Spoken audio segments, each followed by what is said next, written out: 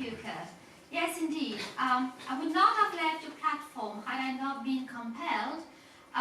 These words were part of the concluding lines of Annie Besant's farewell lecture to the National Secular Society, and they were delivered in their Hall of Silence in London on Sunday, the 30th of August, 1891. Well, Besant had been a very influential vice president of the NSS since 1875, the prolific co-editor of their weekly The National Reformer for almost as long, and she had bravely fought for secularism, free speech and birth control alongside with their president, Charles Bradlaugh, until he retired in 1890. Well, the reason why Besant was indeed excluded, in a way, from the NSS was a conversion, or so-called conversion, to theosophy. But Besant had joined the Theosophical Society over 2 years before, in May 1889, and in spite of the controversy about it within the NSS at the time, Besant had not been excluded from their ranks then, and she had even gone on lecturing in their name and editing the National Reformer. So this paper intends to explore the reasons why Besant was eventually excluded in August 1891, to see what had happened since 1889 to make Besant's exclusion possible, and to justify it from the point of view of the NSS. Now, as mentioned by Besant herself in the National Reformer in 1882, Charles Bradlaugh had befriended Colin Alcott, who presided over the Theosophical Society, during a lecture tour in the United States in the late 1870s. And Alcott had given a speech in Bombay in 1879 favourable to Bradlaugh's secularism. In the early 1880s, the Theosophist, the magazine, published advertisements for free-thinking literature, and Bradlaugh advertised the Theosophists in the National Reformer. The National Reformer also carried articles by George Standring on esoteric Buddhism, and reports on the lectures given by A.P. Sinnett, another influential theosophist, on the topic. And this actually explains why Sinnett's works, The Occult World and Esoteric Buddhism, had sparked Besant's curiosity very early on, and she even began to lecture and to write on Eastern spirituality for the NSS at the time.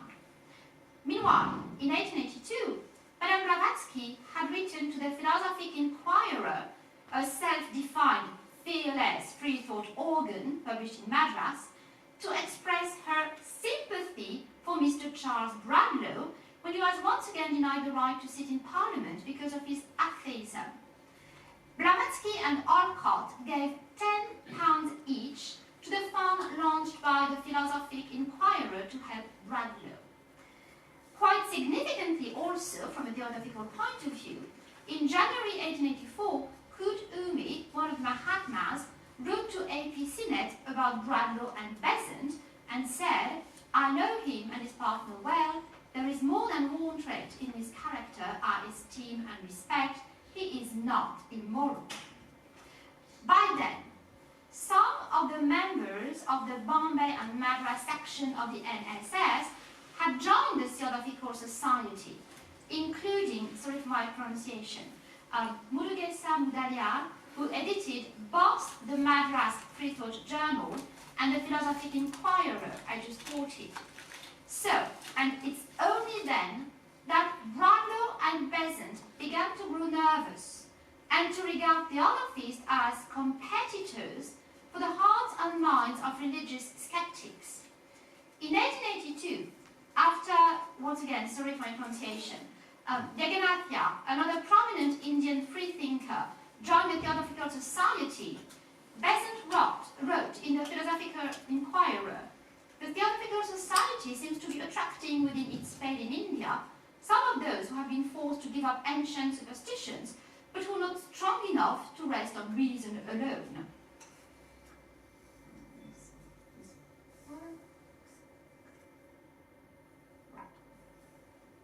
She went on harshly criticizing theosophy in the National Reformer and also in her own monthly Our Corner, in which she said, as late as November 1887, about Lucifer, the Theosophical monthly, it has a very effective cover, but the contents are mere ravings.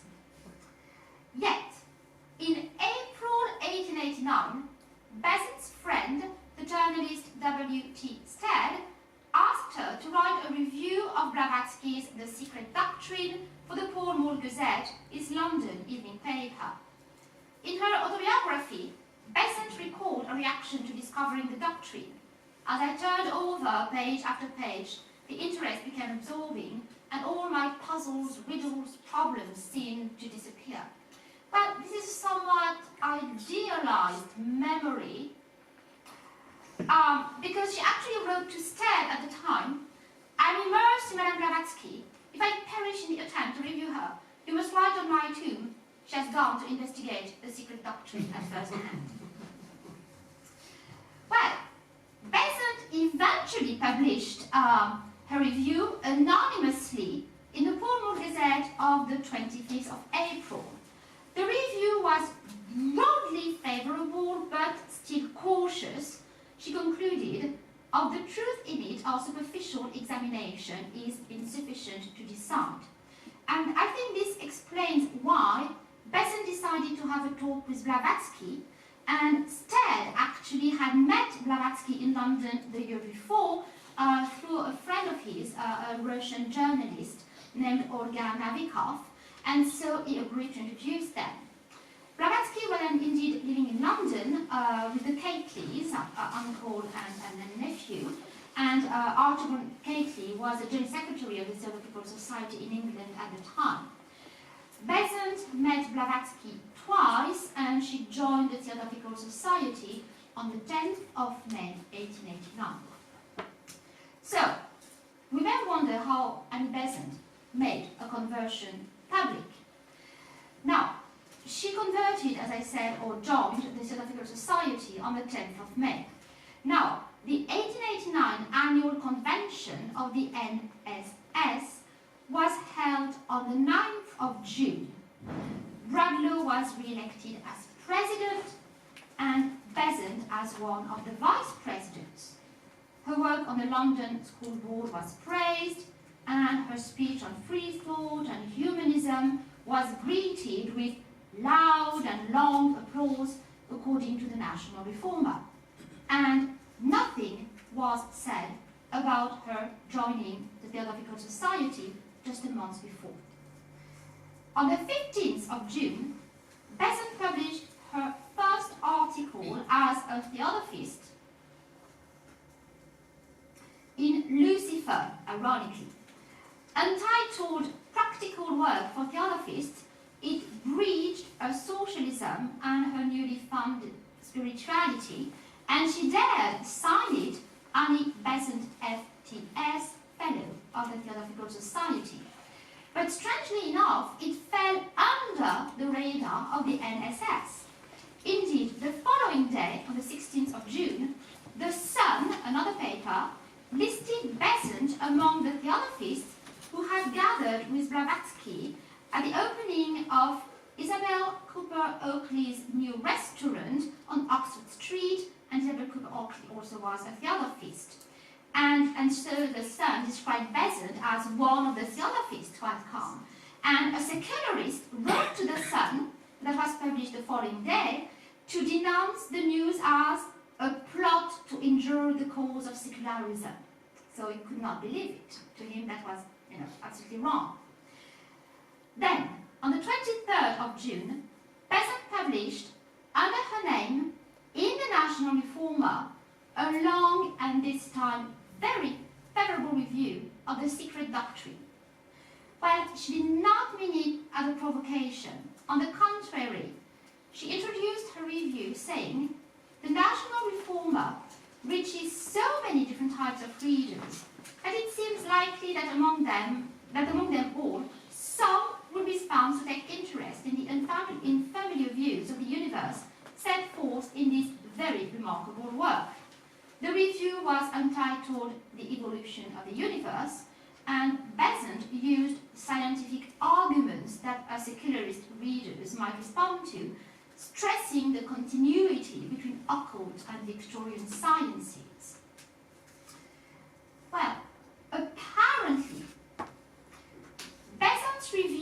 of the secret doctrine in the National Reformer was how Charles Bradlaugh learned of joining the Theosophical Society.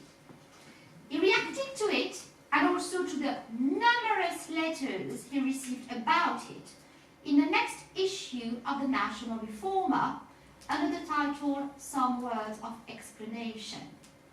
From the start, he declared that, I quote, an atheist certainly cannot be a theosophist. After admitting to not having read Blavatsky's secret doctrine himself, he still wrote, I very deeply regret that my colleague and co-worker has adopted as fact matters which seems to me as unreal as it is possible for any fiction to be, adding, the editorial policy of this paper is unchanged and is directly antagonistic to all form of theosophy, well, I would say somewhat hypocritically, considering the links that used to exist between both organizations only 7 years before. Besant's answer was printed right below Bradlaugh's reaction. She just summed up the 3 objects of the Theosophical Society, and she presented theosophists as free thinkers themselves, and it was a rather short answer.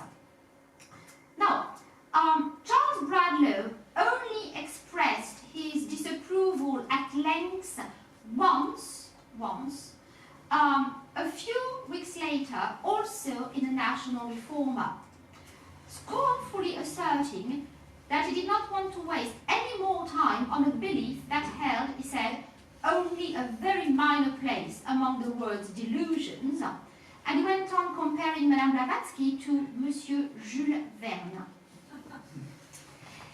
Yet, when Colonel Alcott arrived in London in September that year, in September 1889, he and Besant were welcome in Bradlaugh's home when they went to visit him. In fact, and this is my hypothesis, in fact, Bradlaugh's further almost, not entire, but almost silence on the matter of Besant's theosophy may have had to do with the fact that he was invited to attend the Indian National Congress in Bombay in December that year. There, he met the man who had founded the INC in 1885, the Anglo-Indian Alan Octavian Hume. Hume had met Blavatsky in India and joined the Theosophical Society himself, becoming president of the Simla Eclectic Theosophical Society when the branch was founded in 1881.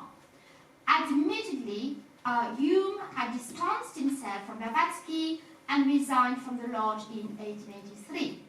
But a significant number of Indian and Anglo-Indian members of the INC in 1889 were theosophists, which did not seem to bother Bradlaugh when he was acclaimed by them as their member for India, because Bradlaugh was member of Parliament at the time. So, in fact, Besant's most virulent opponent within the NSS proved to be not Bradlaugh, but George W. Foote. He was actually an old adversary of hers, having already opposed public support of birth control in 1877, to the point of joining the NSS breakaway British Secular Union for a while. Like Bradlaugh, Foote also strongly disapproved of Besant's socialism. Now, Foote immediately published through his own progressive publishing company a pamphlet entitled Mrs. Besant's Theosophy, a Candid Criticism. Well, the text, however, was all but candid and actually reveals a number of prejudices that have very little to do with Besant's theosophy, but very much with the fact of her being a woman. Let me quote just a few lines. From the lips of a woman, especially if young or engaging, even commonplaces are apt to pass with men as revelations and fall faulty lodging is wonderfully convincing, which, by the way, seems to tell that she had sex appeal. Sorry. Foot's gender bias was even more obvious when he asserted that she has not the gist of originality. She seems to be very much at the mercy of her emotions, what today would say hormones, I guess, and especially at the mercy of her latest friends. As for Blavatsky, Foot twice called her a sorceress, to whose spell Besant had supposedly succumbed body and soul. Yet, just like Brownlow, Foot readily confessed, for my own part, I cannot say that I've read these volumes. He still firmly concluded Madame Blavatsky's secret doctrine is the work of an accomplished charlatan. Thus, it was mostly to Foot that Besant answered with her 2 lectures jointly entitled Why I Became a Theosophist, given in August 1889 in the Hall of Science. And they were given to a crowded audience, according to the Pall Mall Gazette. Now, Besant stressed the compatibility between free thinking and theosophy. And the Pall Mall Gazette's report reveals that she still enjoyed considerable support from her fellow secularists. So the report is interesting because you have the text of the lecture she gave, but you also have the reaction of the audience, and this is why I really like it. So, I quote, in concluding, Mrs. Besant said she would never give her enemies the right to say that she left the ranks of organized free thought of her own free will. Applause. If they wanted her to go, let them say so. No, no, etc. Now, in September, Lucifer published a report of the debate that had followed Besant's lecture. And many of the questions put by secularists were actually, and this time really, candid inquiries into the tenets of theosophy. So I quote Lucifer here. The gentleman asked whether theosophy is a system which can be grasped by the majority of people. Another gentleman wished to know where the ego was between the periods of reincarnation. But apparently those questions were put really candidly, not aggressively. However, even Lucifer conceded that some secularists openly called for Besant's exclusion already. Mrs. Besant must go, Mr. King exclaimed. Now, besides regular attacks in his own weekly, The Free Thinker, Foot responded with 2 further lectures, jointly called Secularism and Theosophy, a rejoinder to Mrs. Besant's pamphlet. Now, interestingly, in those lectures, Foot admitted to having already complained of Mrs. Besant's having used the free thought platform in an unjustifiable manner to propagate socialism, thus, to me, unwittingly showing that Besant's theosophy only added to his resentment towards her. And he was, in this text, downright threatening. He concluded, saying, foreign matter will sometimes enter an organism, but the organism tries to expel it, and if strong enough, it succeeds. Then, both Besant and Foot went on rival tours of the NSS branches with their respective lectures, drawing large audiences, and from what I could read in the papers, generating, let's say, lively debates. Indeed, I decided to go through, well, mostly the London papers and periodicals for 1889 to 1891, held by the British Newspaper Archives, so as to see how those papers reacted to Besant's joining the Theosophical Society. So I wanted to see if this might have been a source of embarrassment powerful enough for the NSS to justify their excluding Besant, because public opinion was very, very important to them and to their struggles. Well, first of all, it is true that a number of Besant's religious opponents tried to use her becoming a theosophist against secularism and atheism, and they wrote about it in the papers. So, just two examples. The very influential Reverend Henry Simpson Lunn wrote in the Methodist Times of the 29th of August 1889, "The conversion of Mrs. Besant to theosophy is the most striking event in the history of popular atheism." Now, many of her religious opponents expressed the hope that her theosophy was just a first step towards a Christian reconversion. And even some of her friends expressed that idea. The journalist W.T. Stead, harbored this hope, and so did her support on the London School Board, Reverend Stuart Headlam, who was a Christian socialist. As he wrote in the Church Reformer, "There is but little now to hinder her from, again, making a communion at a Christian altar." Well, he was quite wrong in that, but yet, I went through them, and by the summer of 1889, when dealing with Besant, the London papers mostly carried articles about her work on the London School Board or her support of the dockers and other London workers on strike. The London press only briefly focused back on Besant's theosophy when Colonel Alcott arrived in London in September, and his lecture at South Place Chapel was widely reported, but it was reported mostly because Besant chaired it. And the St. James Gazette spoke of her as the new convert, but also as the person who appeared to vouch for the moral character of the evening's entertainment. 3 days later, however, the Daily News famously suggested that Besant had been hypnotized by Blavatsky into converting to theosophy. And Besant quite cleverly answered this far-fetched claim with a long and thoroughly researched scientific article on hypnotism that was published in the Universal Review a few months later.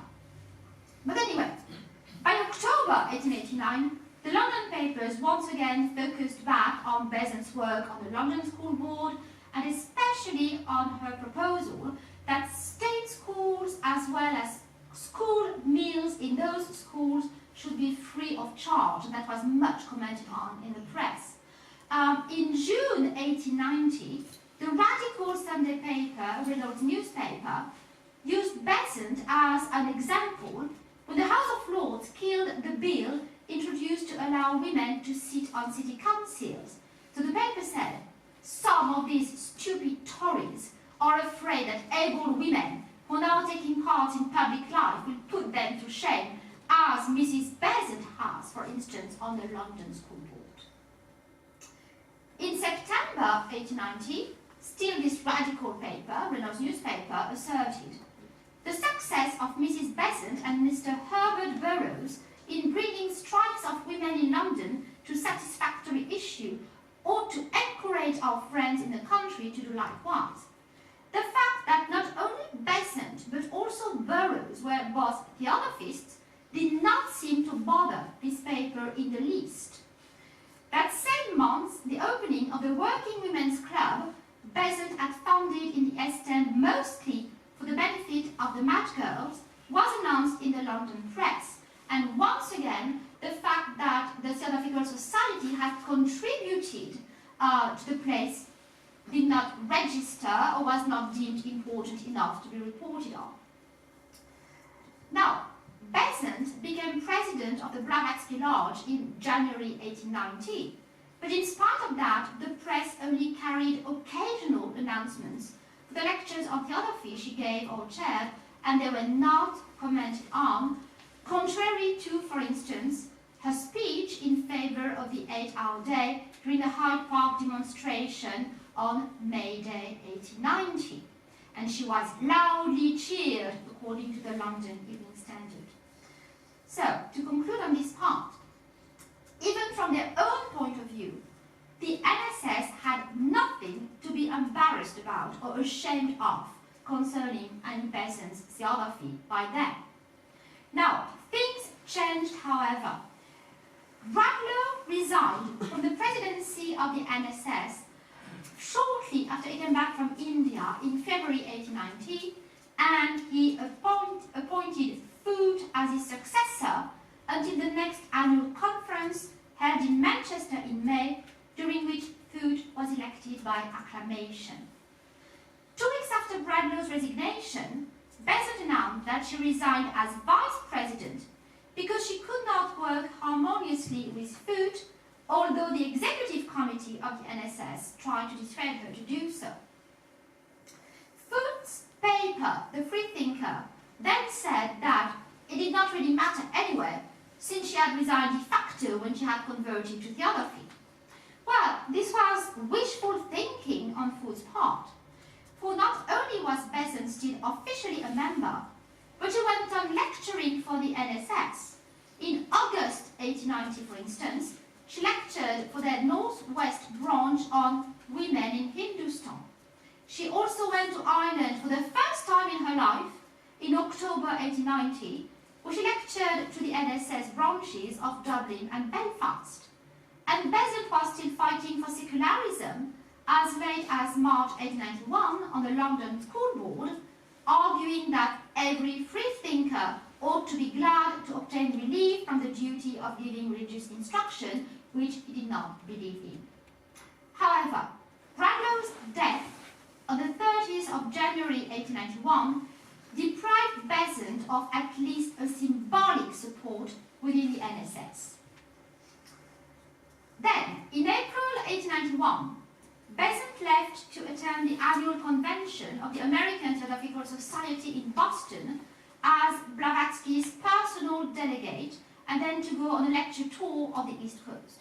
Before she left, she said she would soon be back on the platform of the Hall of Science. But Madame Blavatsky died on the 8th of May while Besant was sailing back from America.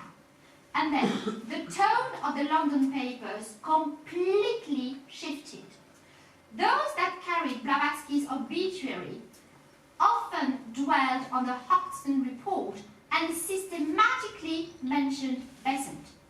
The London Daily News of the 9th of May thus read, Madame Blavatsky was openly charged with imposture. For all that, there were many believers in her, and among the most conspicuous and most ardent, there was Mrs. Besant. The Cornwall Gazette was no longer edited by Stead, and published on its front page an article on Blavatsky entitled The Prophetess of the Buried Teacup, and said, Mrs. Besant, revolting from miracles, threw herself upon Mahatmas and atheism ends in theosophy. As for the Illustrated London News, they referred to Blavatsky as a pure charlatan who had at one time or another played on the credulity of the people of nearly every civilized country in the world, before recalling that she was living at Mrs. Besant's home in Avenue Road at the time of her death, and that Besant had remained faithful to her to the last. Now,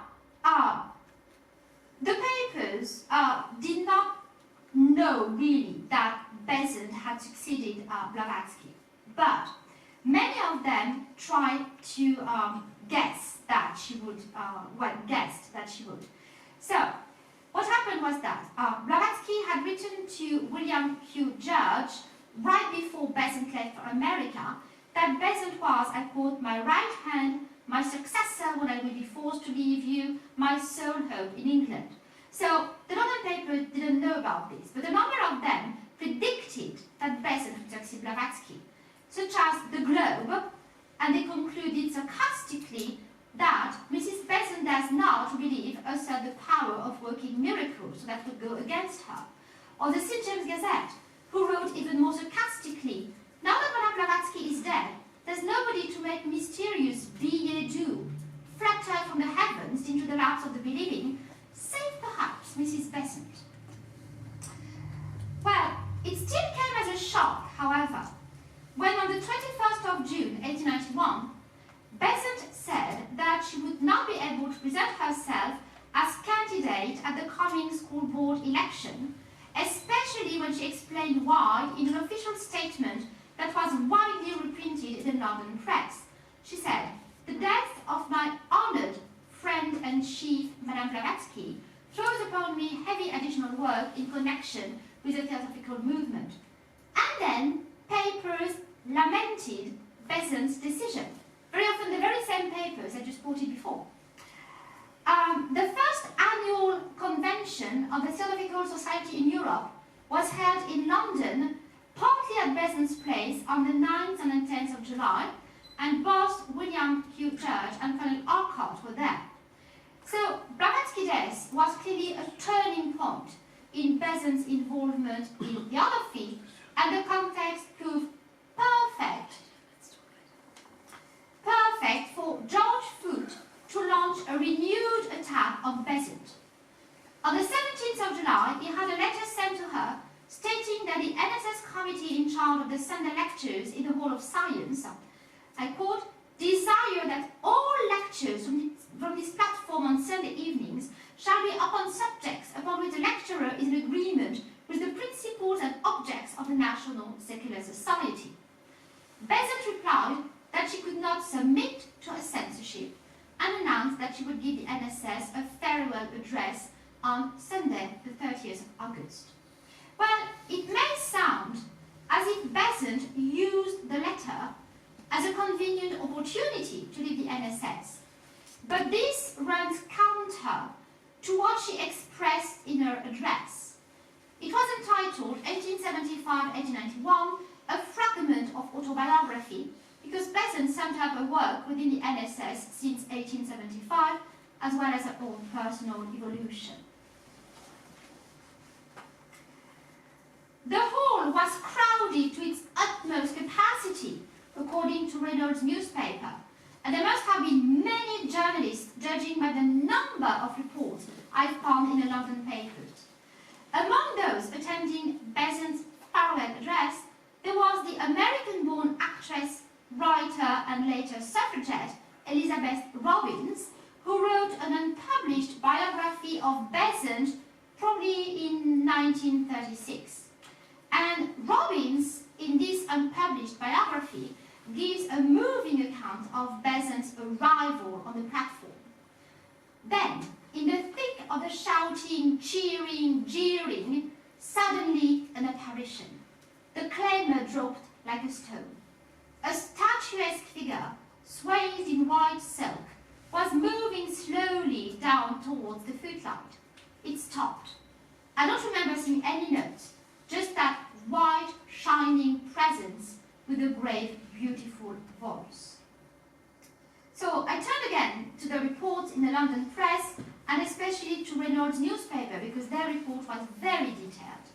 So they said, when Mrs. Besant rose, a voice cried, "Shame!" Then there were many cries of, "No, no!" Then cheering, which lasted for several minutes.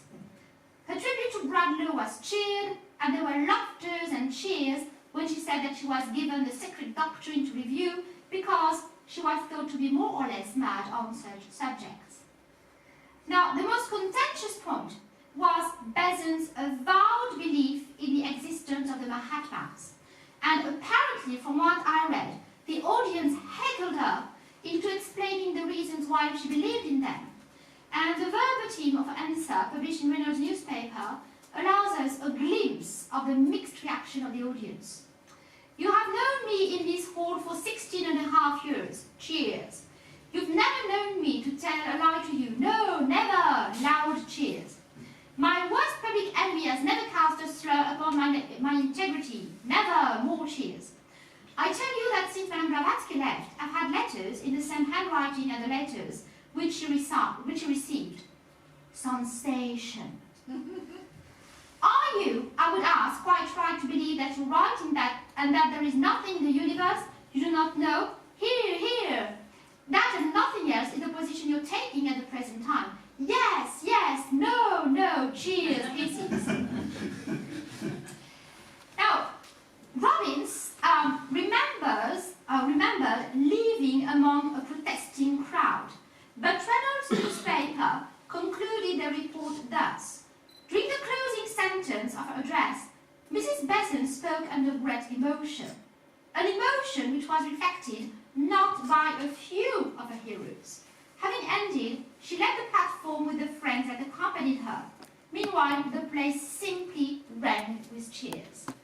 And the friends actually were her daughter Mabel and Herbert Burroughs. Now, I chose Reynolds' newspaper because Reynolds' newspaper, as I said, was a radical paper, not a socialist paper, and clearly not a theosophist paper. So I'm not saying they were totally objective, but that's an interesting point. So, a very brief conclusion. To me, Foote mostly expressed personal resentment at Besant as an influential woman who had enjoyed Bradlaugh's trust, and at Besant as a socialist with whom he deeply disagreed. And her becoming a theosophist provided him with the most convenient reason to get rid of her. But it took him over 2 years, Bradlaugh's death, Blavatsky's death, and Besant succeeding Blavatsky to manage to do so. So, and even then, even at the end, it seemed that Besant still enjoyed a significant degree of support within the NSS. It seems to me, at least, that a portion of those late Victorian secularists did not consider theosophy as totally incompatible with their views, and I think this should be further explored.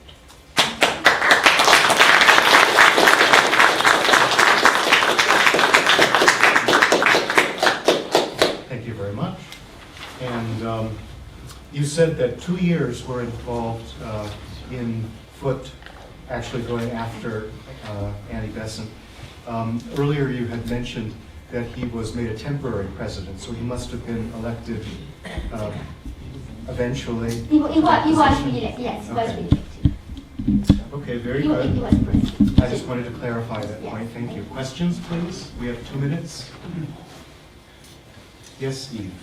Yeah, just a question about, do you know more about membership of the National Secular Society? And do you know structure, who would opt for Besant and who would opt for Foote? Can you ponder on that? Oh, that's interesting.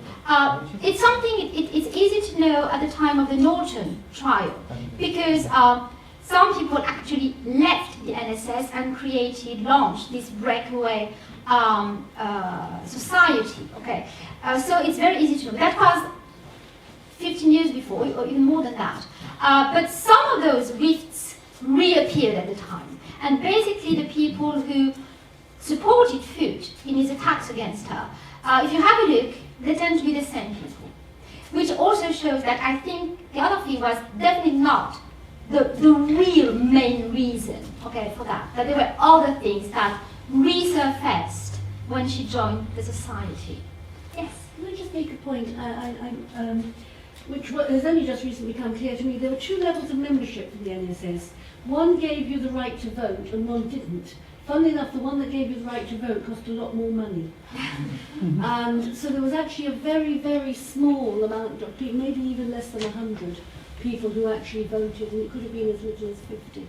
Yeah, but I think this is why Foote was elected by acclamation. We wanted to show we had the support of the rank and file. Yes, but that would be staged as well. But the actual votes were very, very small. It was quite stage managed, and and so Annie Besant lost. I don't think she actually stood for president, did she? No, she did not. She did not. No. No, she wouldn't have wanted to because she wouldn't have got it. Anyway, And I don't think she wanted to go against Bradlaugh at this stage. Bradlaugh was really ill and he was reaching the end of his life, and she was very faithful to their friendship in spite of it all. So I don't think she wanted to stand against him. He had chosen Foote. That was it. But also, I mean, the organisation disintegrated with Foote. It's never been as big. Yes. I mean, the National Reformer ended, everything ended with Foote. And they lost someone incredibly important, at the time. Yes. Okay, let's conclude this session, and I will yield the chair once again to That's Dr. really Nero. wonderful.